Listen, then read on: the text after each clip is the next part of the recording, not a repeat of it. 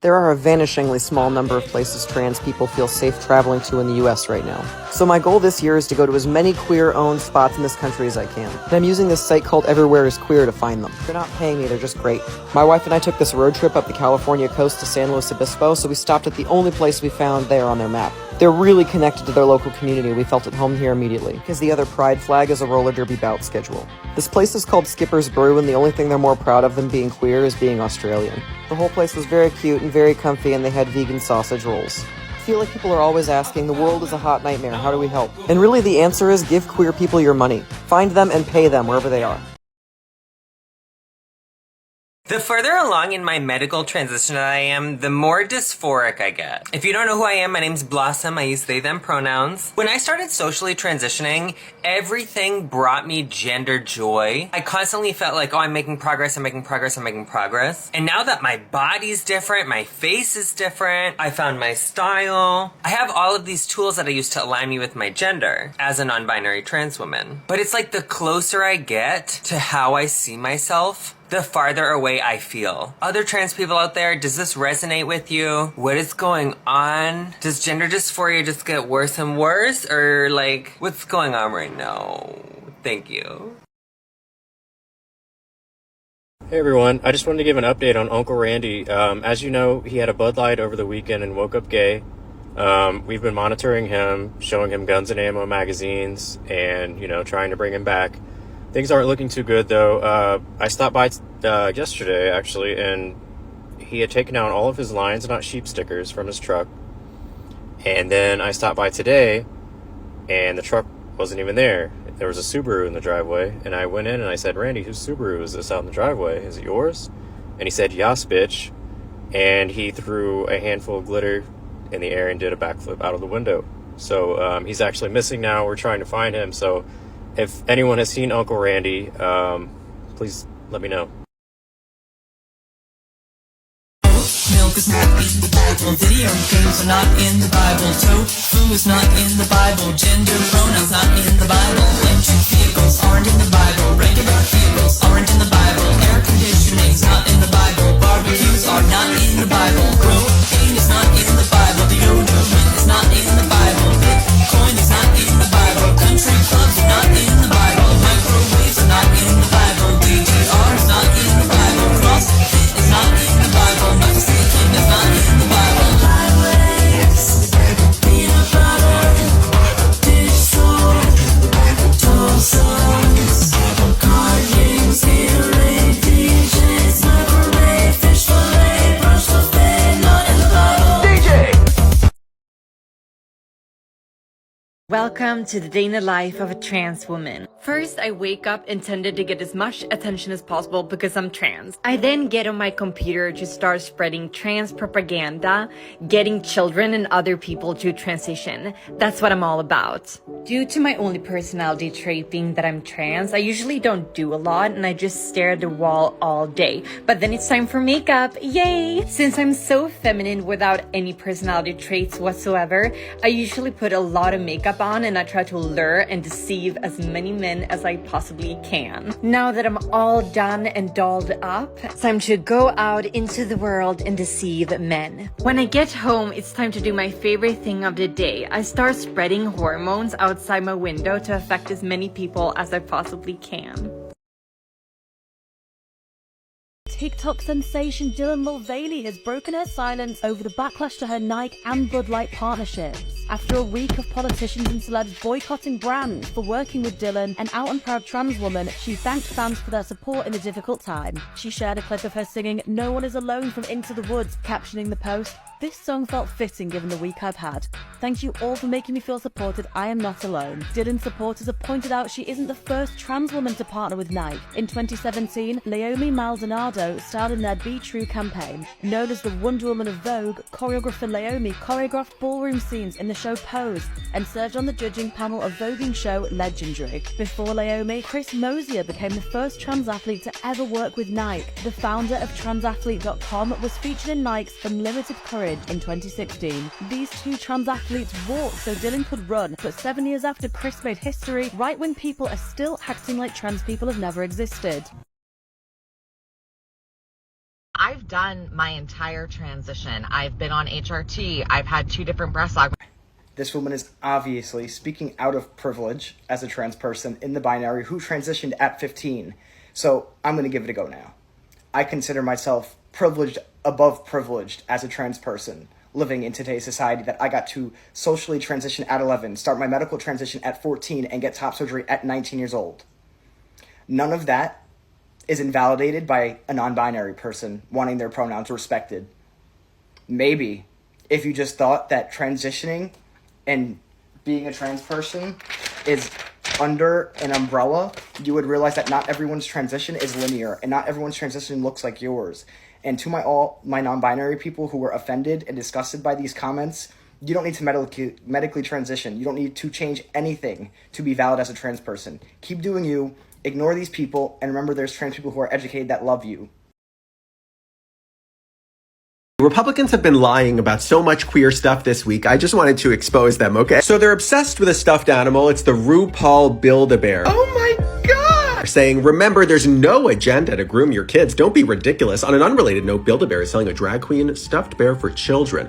Lie! I tried to buy the bear. I go on Build-A-Bear's website and you can see it's not there. So I had to go to this 18 plus part of the website to buy it. Clearly it's not for children, but also this is really fucking offensive. Like, why is there a drag queen bear on an 18 plus part of the website? Next, Dylan Mulvaney did a collaboration with Bud Light and they gave her a can with my face on it. Republicans have been saying that they're selling that can. Bud Light literally had to tweet, not that it's a gift for influencers, but Republicans are prompting a boycott, saying Bud Light's abandoned their real customers. So I want to tell you a fun fact that none of your friends will know, but it's really fucking cool to know, okay? In the 1970s, Coors Light was forcing all of their employees to take lie detector tests to see if they're gay or not, and on new hires, they wouldn't hire you if they found out you were gay. So Harvey Milk brokered a deal with Bud Light to get it in all the gay bars. Coors Light's stock price tanked when they were exposed for being anti-gay. So my point is, Bud Light isn't stupid for partnering with Dylan Mulvaney. Showing support for trans people, especially a young trans person, is an exceptional message right now. And if you are trans or queer, I just wanted to let you know, I am so proud of you.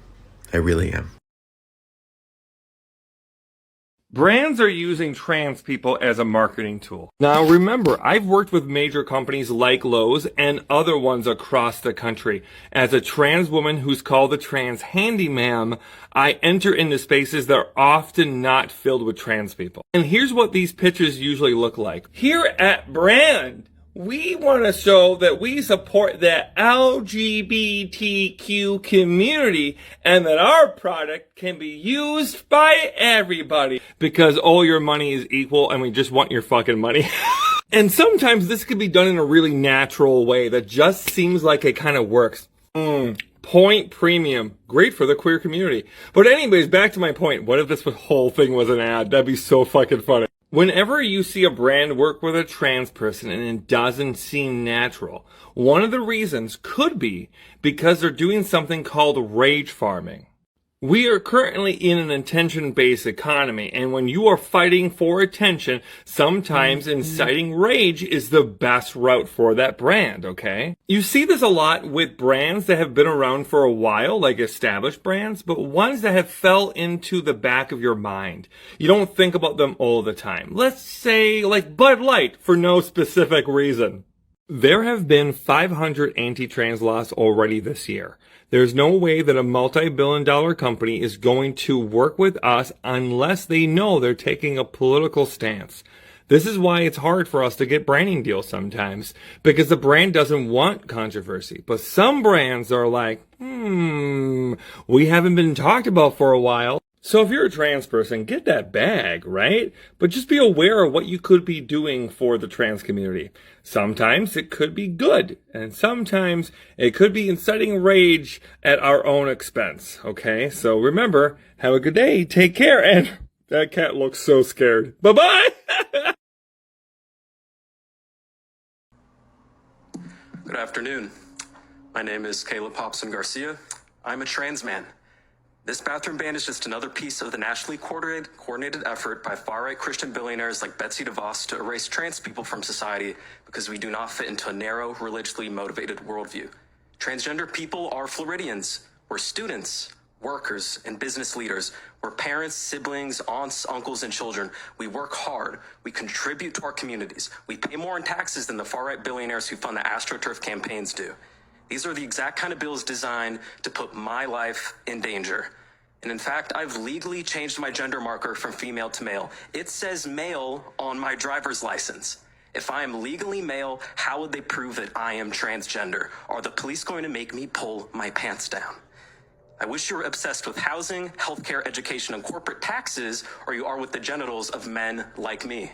Thank you. This bill is extreme, it's dangerous, it's creepy. Vote no.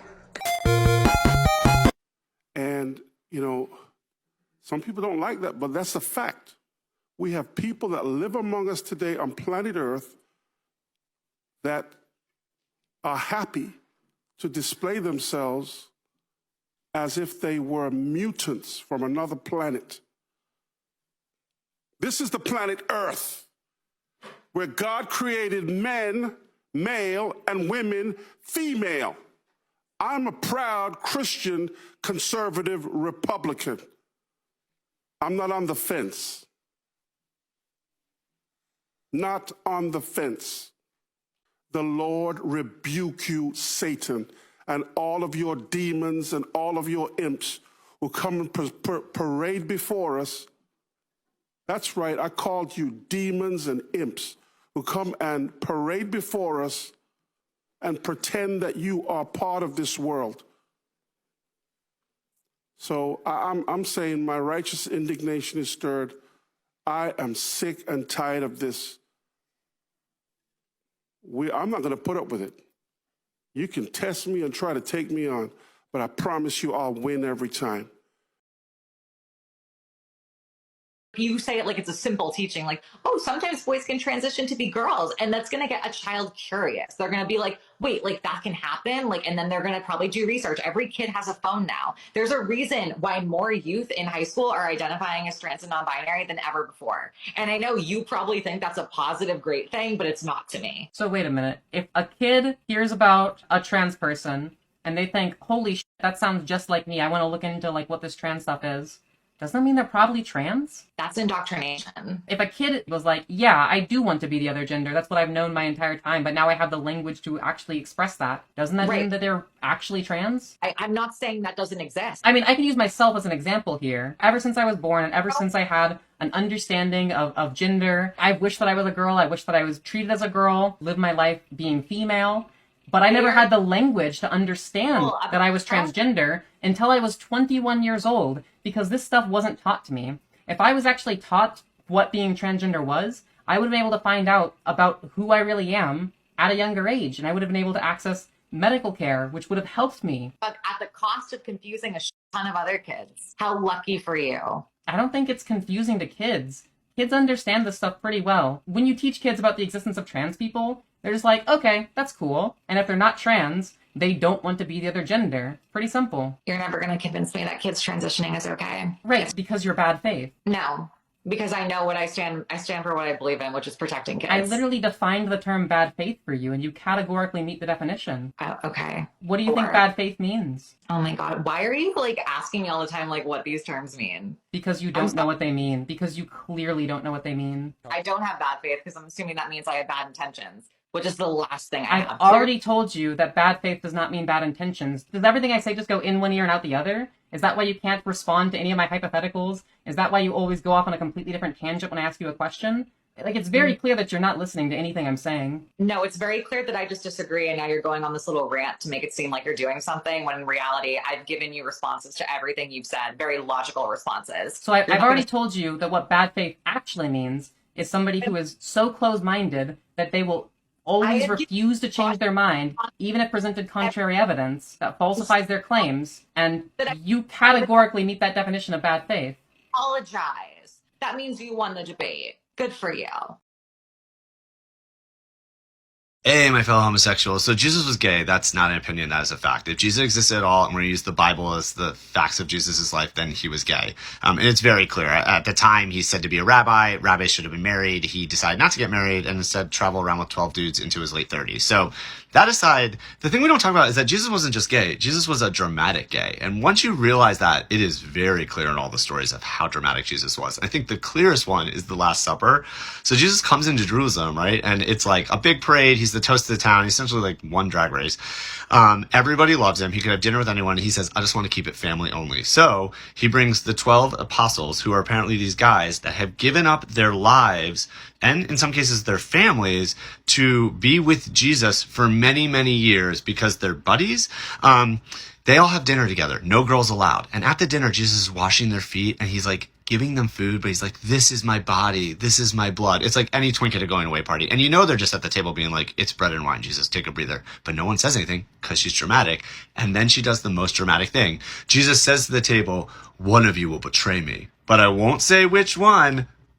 Okay, sorry, if this was a straight guy, he'd be like, Judas, we have beef, and then he'd punch him in the face. But no, Jesus is like, one of you will betray me, and I won't say which one. And they're like, oh my God, Jesus, no, we wouldn't. And then he says, well, you may not betray me, but one of you will deny me 3 times. And this is when you know they're dramatic gays, because denial is almost worse than betrayal in the gay community. Like, betrayal is you sleep with your friend's ex-boyfriend. Like, they'll be pissed, but they'll get over it. Denial is you're in public, and you're like, I don't know her. Friendships don't get over that when you deny in public, right? And Jesus knows this, and now everyone's real upset. And what does Jesus do? Does he calm him down? No, he walks out to the garden and he says, I need time to reflect and pray. So he's in the garden, and then Judas comes out and betrays him with a kiss. I mean, how are we not seeing this?